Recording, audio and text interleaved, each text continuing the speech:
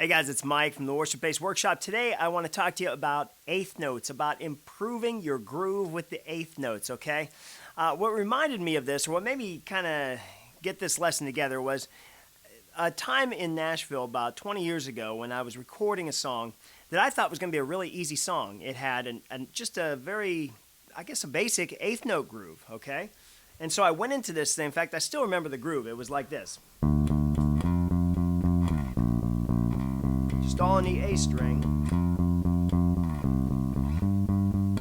Okay, kind of cool, kind of easy, right?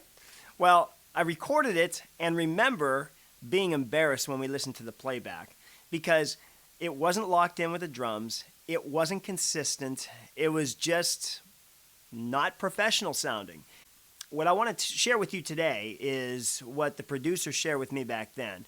And instead of firing me and getting another bassist, he sat down with me and kind of taught me how to play eighth notes.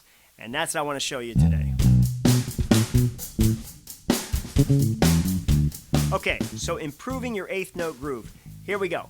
The first thing to do to improve your eighth note groove is use one finger. Okay? So my first mistake playing this line in the studio was I was using inconsistent fingering. I might have been alternating. I don't remember what exactly I was doing, but I know I was not using just one finger. Okay? And think about this.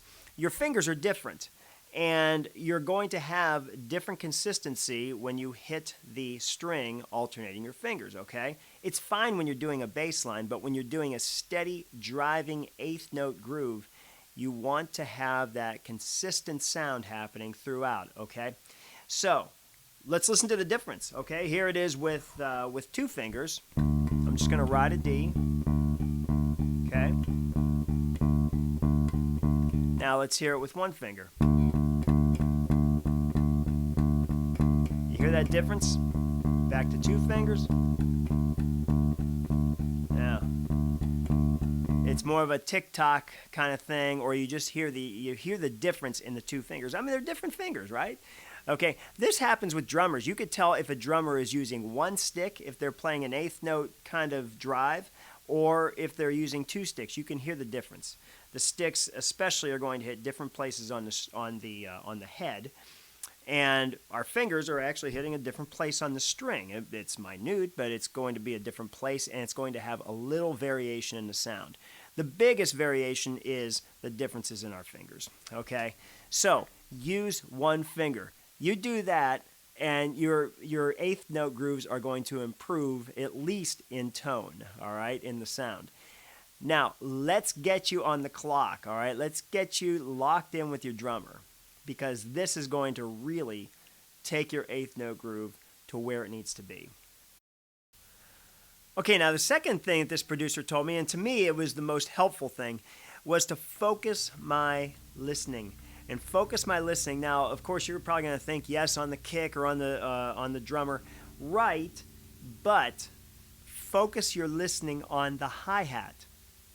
Now, it makes sense because the hi-hat, in most of the songs we play, the hi-hat is doing an eighth note pattern. So if you're listening to an eighth note pattern, and if you're locking in your own eighth notes with that hi-hat, then it's naturally going to lock in with everything else the drummer's doing, right? So what I would suggest is, first of all, learn to listen to the hi-hat first. We don't hear that very often. So learn to listen to the hi-hat first, and then also listen to the kick drum and the snare drum. Usually those are going to land on quarter notes or eighth notes, okay? Usually you're going to get a kick, snare, kick, kick, snare, or a kick, snare, kick, snare. And that's just 1, 2, 3, 4. But your hi-hat is going to usually be doing this eighth note pattern, this tss, tss, tss, tss, tss, tss, tss. And if you're playing along with that, then it'll help you kind of gauge your own drive and your own timing. So now if you couple that with the kick drum, then this is what you'll have. You'll have the hi-hat kind of keeping you on your eighth notes, but then you'll really be laying down those downbeats on the kick drum if you can kind of listen for the kick drum as well. What I'll do, I'll kind of emphasize the kick drum because it just kind of helps me keep locked in. So if I'm 1, 2, 3, 4, 1, 2, 3, 4, and you can feel that rhythm, you can feel those downbeats, and making sure that you're at least hitting on that kick, then your eighth notes won't sound so inconsistent, all right? Okay, so let's try this now with an 80 beat per minute drum loop. So your hi-hat is going to be going at 160 beats per minute, and then listen for the kick. Remember to listen for the kick, listen for the snare, but try to lock into those eighth note hi-hat, this eighth note hi-hat pattern, okay? And then remember also one finger, all right? And let's give that a whirl. We're going to work with two notes here. We're just going to work with the D and the E. That's the 5th and the 7th fret of our A string. The A string is the third one up, okay? And so we're just going to be going, so just going to be doing, well, you'll see how it goes, okay? So here we go. 1 and 2 and 3 and 4 and.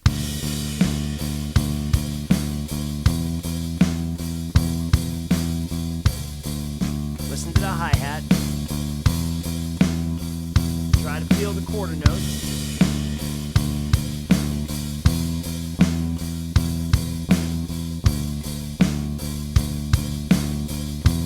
Okay, one more time.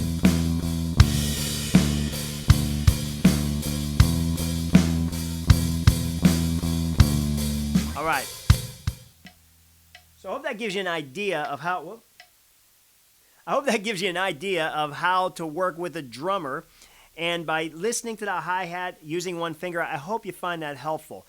Okay, now I want to show you a little practice exercise that we're going to do with the metronome. Okay, so let's try this with a metronome now. We're going to just set our metronome. We're going to set it to eighth notes. So we're going to think about a song at 80 beats per minute. And when we're talking about 80 beats per minute, that's usually talking about quarter notes, unless it's notated otherwise, okay? On our metronome, though, I'm going to set our metronome to twice that because eighth notes are double the quarter notes. There's 2 eighth notes per every quarter note. So 80 beats per minute is going to be 160 eighth notes per minute, okay? And we're going to set that, and you're going to play your eighth notes. You're going to play on every single click here, all right? That'll help you get locked in, and this will be doing kind of what a hi-hat would be doing, okay? So let's just practice listening to these eighth notes and playing with them. And what I want to do is shift from D to E. And so we're just going to play, okay? Just to give some little change. But right now it's just basically a right hand technique. So we're really not worried about doing too much on the left hand at this time, okay? So hit our metronome, 160 beats. 1, 2, 3, and 4, and hit every click.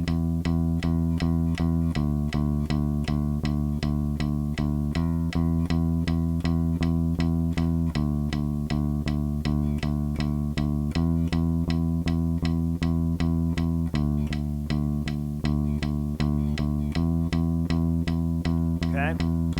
Now you get that. So what we do now is to kind of check your timing, all right?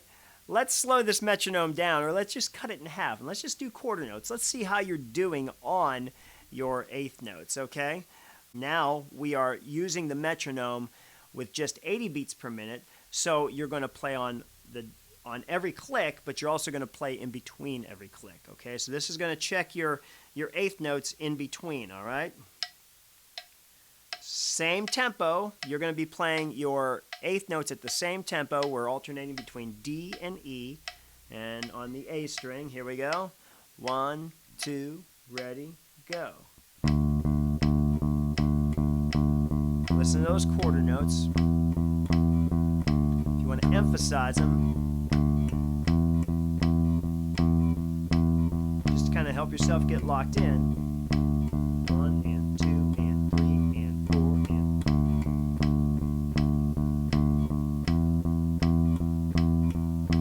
Okay? All right. Now, if you really want to test, try cutting that in half. All right? Let's cut that in half. All right, so now you're at 40 beats per minute. Now you're doing half notes. Same tempo with the eighth notes, but this would be more like what the kick would be doing, right? 1, 2, 3, 4, or the kick snare, depending on what's going on, okay? Depending on the song. Now here we go. We're gonna keep the same tempo, but you're gonna be doing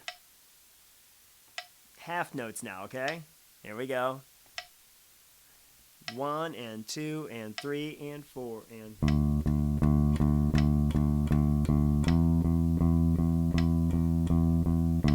Try to land on that.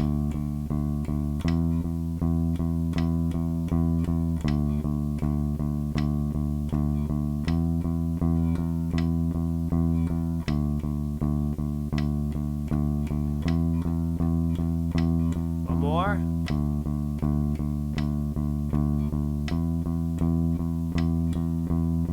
Okay, that's tough, and that's tough for me. When you start slowing it down, the slower you get these clicks, the fewer clicks you get, the more the groove is relying on you. Now, the reason why this is such a great practice is because the more you can eliminate the clicks on the metronome, then the better your timing will be, and the more you'll be developing your sense of timing and be able to drive the band yourself. If there's a point where just the bass is starting off, you know, the bass player is, sometimes you'll start an eighth note line, or sometimes you'll start a different line without the drums or with minimal drums, and it's up to you to drive the band, okay? So let this be something that becomes a part of your practice routine, where you're slowing down, where you're cutting the clicks in half to kind of just help develop your timing, okay?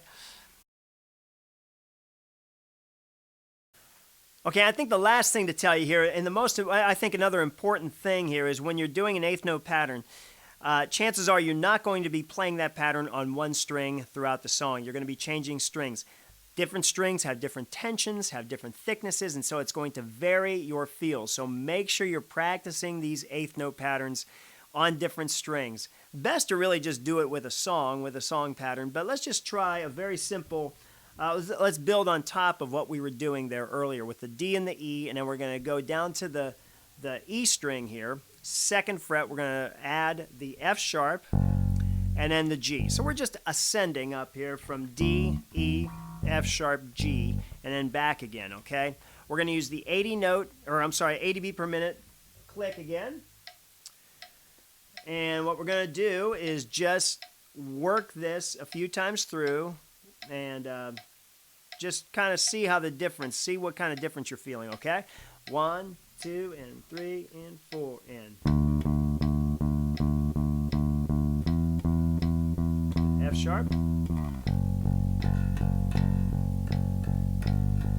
looser string, gonna feel a little different.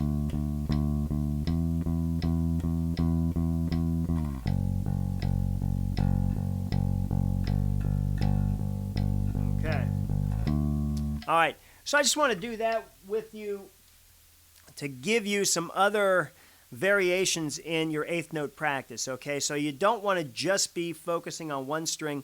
Once you get your eighth note, your one finger pattern down, then start working your left hand on different strings and shifting your left hand and your right hand, okay? So try that same pattern with moving down to the D string, doing a G and A, then B and C, okay?